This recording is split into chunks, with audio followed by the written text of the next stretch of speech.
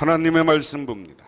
하나님의 말씀은 로마서 12장 1절부터 8절 신약성경 256쪽에 있습니다. 그러므로 형제들아, 내가 하나님의 모든 자비하심으로 너희를 권하노니 너희 몸을 하나님이 기뻐하시는 거룩한 산제물로 드리라. 이는 너희가 드릴 영적 예배니라. 너희는 이 세대를 본받지 말고 마음을 새롭게 함으로 변화를 받아 하나님의 선하시고 기뻐하시고 온전하신 뜻이 무엇인지 분별하도록 하라. 내게 주신 은혜로 말미암아 너희 각 사람에게 말하노니 마땅히 생각할 그 이상의 생각을 품지 말고 오직 하나님께 각 사람에게 나누어 주신 믿음의 분량대로 지혜롭게 생각하라. 우리가 한 몸에 많은 지체를 가졌으나 모든 지체가 같은 기능을 가진 것이 아니니 이와 같이 우리 많은 사람이 그리스도 안에서 한 몸이 되어 서로 지체가 되었느니라. 우리에게 주신 은혜대로 받은 은사가 각각 다르니 혹 예언이면 믿음의 분수대로, 혹 섬기는 일이면 섬기는 일로, 혹 가르치는 자면 가르치는 일로, 혹 위로하는 자면 위로하는 일로, 구제하는 자는 성실함으로, 다스리는 자는 부지런함으로, 긍휼을 베푸는 자는 즐거움으로 할 것이니라. 아멘. 한쪽 눈이 사시인 윤영애라는 분은 당시 풍습대로 15살 때 부모의 일방적인 결정에 따라 나이가 많은 남자에게 시집을 갔습니다. 남편이 무서워 살 수가 없었던 영애는 집을 뛰쳐나왔으나 친정으로 돌아갈 수가 없었습니다. 출가 애인이라고 해서 호적에서도 제명해버리는 것이 당시 사회 통념이었기 때문입니다. 갈 곳 없던 영애는 며칠 동안 헤매고 다니다가 허기를 못 이겨 음식점에 갔습니다. 음식점에서는 굴러온 호박이라고 반기며 잘 먹이고 일을 시켰습니다. 드나드는 남자 손님 하나가 친절하게 대하자 순진한 영애는 그 사람을 의지하고 따랐습니다. 그러나 남자는 서너 달 후에 돈을 주고 영애를 사서 다른 가게에 되팔아 버렸습니다. 이렇게 해서 팔린 몸이 된 영애는 음식점을 전전하다가 우연히 청년 하나를 알게 되었습니다. 그녀는 청년에게 자기 사팔뜨기 눈을 고쳐달라고 끈질기게 부탁을 했습니다. 청년은 영애를 데리고 광주 재정병원 안과를 찾았습니다. 치료하는 동안 이야기를 주고받다가 영애의 신세를 알게 된 서평이 그런 생활을 청산하고 착실하게 사는 것이 어떠냐고 하자 영애는 눈물을 글썽이며 마음이야 꿀뚝 같지만 팔린 몸이어서 빠져나올 도리가 없어요 하는 것이었습니다. 영애의 진심을 알게 된 서평은 몸값을 지불하고 데리고 와 이일학교에서 일을 시키며 공부를 가르쳤습니다. 세상에 온갖 불우한 사람들과 죄가 많은데 창녀보다 더 불우한 사람은 없었습니다. 그녀들이 부르는 노래는 탄식 소리요 마시는 수는 눈물방울들이었습니다. 서방은 수없이 많지만 평생 의탁할 남편은 없고 얼굴은 아름다운 것 같지만 속은 썩어간다. 서평은 공창제도를 폐지한다고 주장했습니다. 여성들을 그곳에서 구출하는 일이 시급하다고 했습니다. 그렇게 하는 것이 성경적인 일이라 믿었습니다. 그리고 많은 공창과 여성과 율랑 여성을 구출했다. 백춘성이라는 분이 쓴 조선의 작은 예수 서서평 천천히 평온하게 라는 두란노에서 나오는 책의 내용입니다. 로마서가 보면 크게 네 단락으로 되어 있다 하는 겁니다. 로마서를 보면 먼저 앞부분에 이론이 있고요. 그 다음에 교리가 있습니다. 그리고 설명이 있고, 그리고 마지막에 행동, 실천 뭐 이런 게 있어요. 그래서 지금까지 이 세 부분, 여기까지는 다뤘고요. 오늘부터는 여기 실천, 삶 뭐 이런 부분에 대해서 12장부터 마지막 장까지 다루게 되어 있다 하는 겁니다. 그러면 오늘 말씀 하나하나를 살펴보면서 우리들이 어떻게 살아야 되냐, 그러니까 실천 부분이에요 오늘. 그래서 오늘 제목을 그리스도의 뜻을 따라 새로운 삶을 살아야 된다. 다시 말해서 우리가 예수 믿으면 과거와 똑같아지면 안 됩니다. 아까 앞에 예와 책의 내용을 잠깐 한 이야기는, 한 사람이 예수 믿고 나서 무엇을 할까? 자기가 보니까 불쌍한 여인을 한 번 만나요. 그 여인을 구출해서 공부를 시켰어요. 그리고 그 여인들의 주변을 보니까 팔려온 아주 불행한 여성들이 있는 거야. 율랑녀, 창녀라고 하는 사람들. 세상에 멸시도 받고 세상 사람들은 손가락질을 받지만 거기서 벗어나고 싶어도 벗어날 수 없는 사람들. 그러니까 오늘 서서평은 그 사람들을 구원하는 것이 하나님의 뜻이라고 생각하고 그 사람들에게 예수를 전하고 그 사람들을 데리고 구출해냈다 하는 이야기. 이것처럼 우리가 예수 믿고 나면 삶이 바뀌어야 돼요. 그럼 삶이 바뀌면 어떻게 해야 되냐? 우리의 삶은 그리스도의 뜻을 따라 새로운 삶을 살아야 된다. 그럼 그리스도, 예수님이 우리에게 원하는 뜻, 원하는 삶이 어떤 것인지를 한번 보면 1절부터 보겠습니다. 1절에 형제자매 여러분, 그러므로 나는 하나님의 자비하심을 힘입어 여러분에게 권합니다. 여러분은 몸을 하나님께서 기뻐하실 거룩한 산 제물로 드리십시오. 이것은 여러분이 드릴 합당한 예배입니다. 그래서 오늘 제목을 하나님의 자비하심으로 권함. 오늘 하나님은 로마서에서 지금까지 다뤄온 논의 전체를 염두에 두고 있는 표현입니다. 오늘 표현에서는 하나님의 자비라는 말을 썼습니다. 이 자비는 11장 30절에서 32절에 나오는 지난주에 이야기하는 긍휼과 통하는 말입니다. 하나님은 이방인에게도 긍휼을 베푸시고 유대인에게도 긍휼을 베푸신다. 그러니까 바울은 바로 이러한 하나님의 긍휼, 자비로 독자에게 권면하는 겁니다. 너의 몸은 너의 자신, 너의 존재의 삶, 너를 전체를 가리키고 드리라는, 이전에는 자신을 죄에서 빠지고 노예를 삼았다면 이제는 하나님께 드리고 하나님의 자녀로 살라는 겁니다. 여기 헬라어로 원래 시시아라는 말은 동물을 죽어서 바치는 희생제물을 가리킵니다. 그런데 바울은 여기서 시시아, 너희를 살아있는 제물로 드리라고 합니다. 즉 죽여서 드리는 제물이 아니라 산채로 제물을 바치라는 겁니다. 그러면 산채로 제물을 바치라는 건 뭐예요? 우리의 삶을 주님의 뜻을 따라 살면 우리를 산채로 하나님께 드린 것과 마찬가지다 하는 겁니다. 그래서 우리는 하나님 앞에 어떻게 살아요? 나를 제물로 드리는 것처럼 하나님에게 살아야 된다. 오늘 그 이야기예요. 그러면 하나님에게 제물로 드리는 것은 어떤 겁니까? 자, 이게 하나님의 자비에 대한 표현이고 예수님이 우리들에게 은혜를 베풀어 주셨고, 지금 이 그림을 내가 몇 가지 보여줄 건데 뭐예요 이게? 우리가 산제물로 드리는 것은 우리의 삶을 실천해야 돼요. 자비해야 돼요.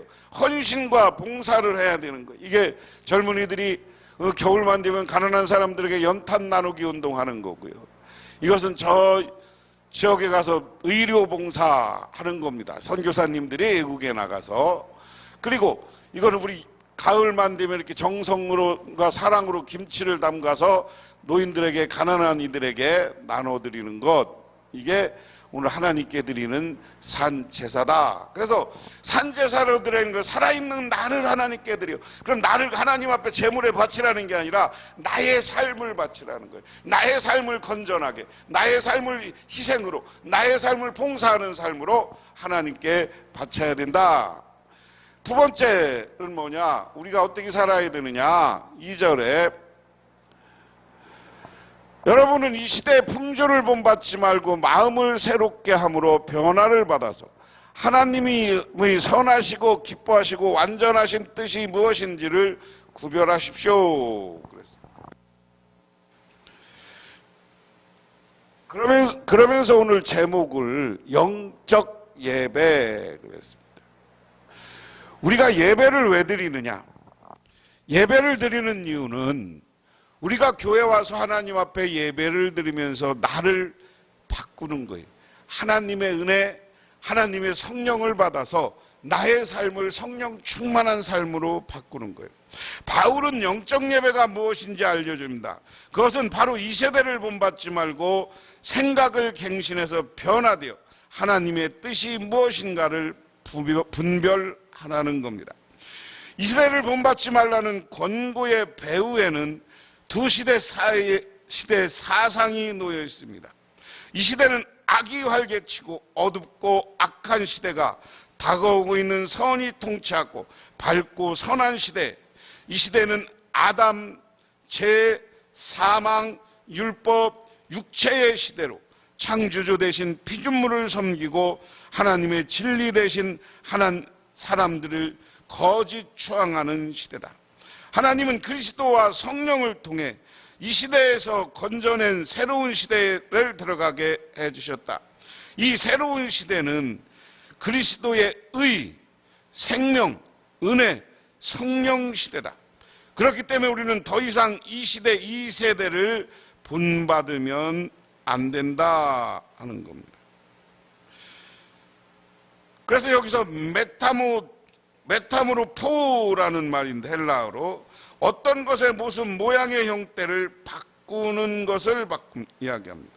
성도가 이 시대의 모습에서 새로운 시대의 모습으로 바꾸려면 생각을 갱신하고 우리의 삶의 모습을 바꿔야 된다. 쉽게 얘기하면 과거나 지금이나 마찬가지입니다. 우리 시대, 지금 우리 시대도 마찬가지예요. 세상, 세속이라는 표현을 우리가 많이 씁니다. 지금 우리 시대 세속은 어때요? 죄로 가득 차. 우리나라는 특히 종교다원주의라는 말로 우상숭배, 다신의 나라예요. 그런데 이런 다신에서 또 하는 게 뭐예요? 텔레비전만 뜨면 살인, 사기, 하여간 온갖 죄들이 가득해. 그래서 지금 우리가 살고 있는 시대로 죄가 가득하고, 그 다음에 이게 차별이 가득하고, 세속의 시대는 이렇다. 그러면 우리가 그리스도를 믿는 우리는 이 세속의 시대를 뛰어넘어서 자비, 다음 과랑 이야기하면 사랑, 베품, 나눔, 이런 삶을 살아야 된다. 이런 삶을 살기 위해서는 더 중요한 게 우리가 성령 충만해야 돼요. 우리가 성령 충만해야 돼. 그래서 우리 영이 새로워지고 우리의 마음이 새로워지고 우리 생각이 새로워지면 우리는 이런 삶을 살 수 있는 거예요. 그런데 이런 영이 새로워지고 마음이 새로워지는 방법은 뭡니까? 오늘 이게 우리가 영적 예배다. 그래서 내가 그림에 여기에 이렇게 나눔의 삶도 있지만 우리가 이렇게 예배를 진실되게 드리고 기도를 하고 성령 충만해서 하나님이 함께하는 그런 사회를, 그런 그리스도인들이 돼야 된다 하는 겁니다. 그 다음에 오늘 3절부터 4절에는 우리가 어떻게 살아야 되느냐, 한 몸에 많은 지체, 세 번역 성경으로 제가 이야기를 합니다. 나는 내가 받은 은혜를 힘입어 여러분 각 사람에게 말합니다. 여러분은 스스로 마땅히 생각해야 할 것은 그것이 이상으로 생각하지 말고 하나님께서 각 사람에게 나누어 주신 믿음의 분량대로 분수에 맞게 생각해 주시오.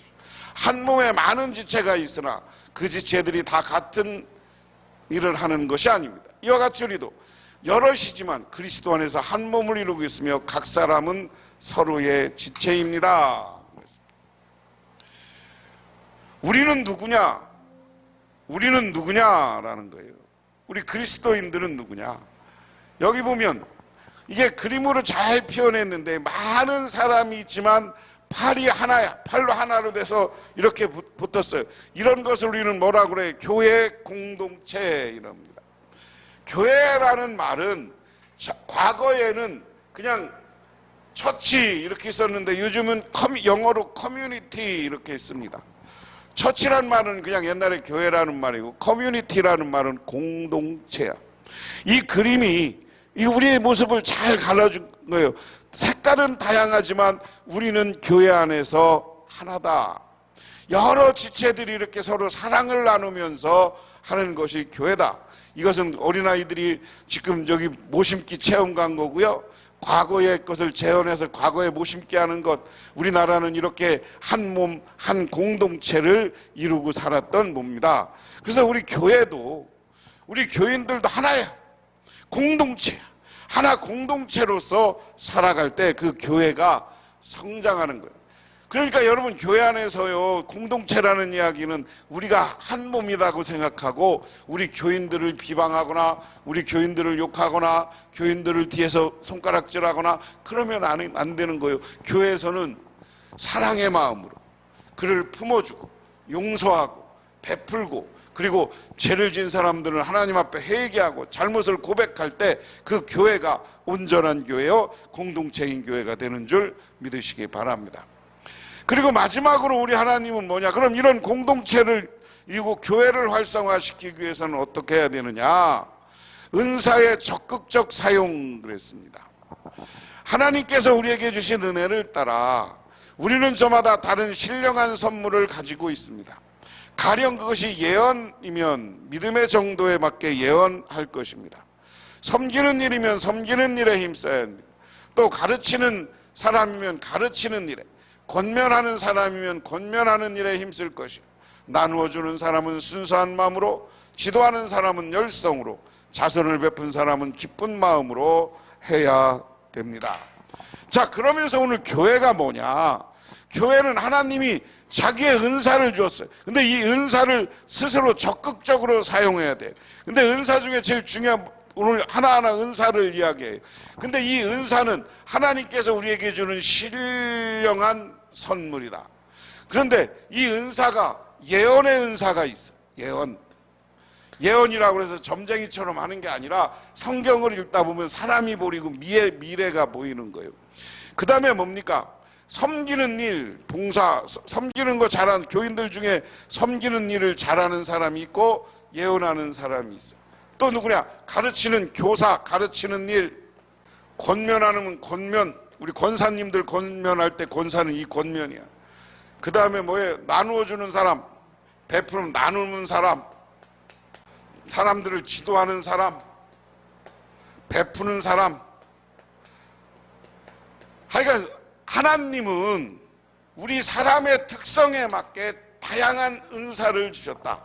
그런데 이 다양한 은사를 그것을 숨겨두면 안 된다는 거예요. 이 은사를 적극적으로 활용하고 잘 써야 된다 하는 겁니다. 그래서 그리스도 안에서 우리는 하나님이 주신 이 사명, 그리고 하나님이 우리들에게 사명을 주셨으므로 그 사명을 최선을 다해서 감당하는 사람이 되어야 된다. 그러기 위해서는 가장 중요한 게 아까 이야기한 것처럼 첫 번째, 우리를 산 제물로 떼야 돼. 우리의 삶이 하나님 보시기에 합당한 삶. 앞에 이론 교리랑 얘기하면 하나님이 보시기에 의로운 사람으로 살아가는 것, 그게 산 제물이에요. 그런데 내가 산 제물로 드리고 이 땅에서 그렇게 올바르고 칭찬받은 삶을 살려면 사람은 내 능력으로 안 돼. 내가 하나님 앞에 신령한 예배, 진정한 예배를 드려서 그 예배를 통해서 성령 충만함을 받고 하나님이 주시는 다양한 은사, 목사인 나는 가르치는 은사가 있으니까 제가 열정적으로 가르치잖아요. 여러분들 중에 남을 위해서 권면하고 기도하고 그리고 베풀고 자비하고 이런 하나님이 여러분들 특색을 주셨어요. 이것을 적극적으로 활용해서 이 교회를 섬기고 이 교회를 부흥케 하는 저와 여러분이 되시기를 주님의 이름으로 축원합니다. 기도하겠습니다. 하나님 아버지 고맙습니다. 오늘 이 시간 저희들 주님께 나와 기도하고 간구합니다. 하나님, 정말 우리들을 하나님의 산 제사로 하나님께 몸을 들여서 세상에 나가 헌신하고 봉사하고 섬기고 또한 하나님이 은사를 주셨을 때 그 은사를 잘 감당하고 열정적으로 그 은사를 활용해서 우리 교회를 부흥케 하는 우리 모두가 되게 하옵소서. 예수님 이름 받들어 기도드리옵나이다. 아멘.